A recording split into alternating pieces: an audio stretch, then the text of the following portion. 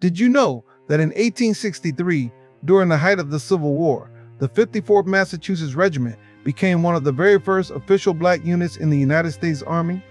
At that time, the idea of African American men serving in uniform, fighting for a country that had enslaved them for centuries, was revolutionary.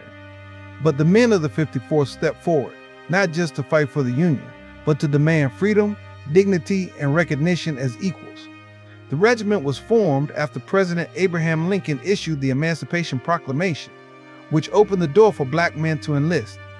Massachusetts Governor John A. Andrew took the lead in organizing this unit with Robert Gould Shaw, a young white officer from a prominent abolitionist family, chosen to command.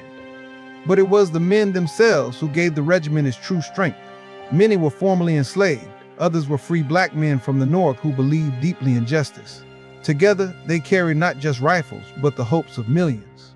The 54th became a symbol of black determination and discipline. They trained under harsh conditions, faced discrimination in pay and supplies, and endured constant doubt from white officers who questioned whether black men could truly fight. But the soldiers proved themselves through grit and resolve. Their most famous battle came on July 18, 1863, when the regiment led the assault on Fort Wagner in South Carolina. The attack was fierce, and the regiment suffered devastating losses. Nearly half of their men were killed, wounded, or captured, including Colonel Shaw. But their courage under fire silenced the critics. The bravery of the 54th demonstrated once and for all that black soldiers were not only capable but essential to the Union war effort. Their sacrifice also had a lasting impact beyond the battlefield. News of their heroism spread across the North, inspiring thousands more black men to enlist.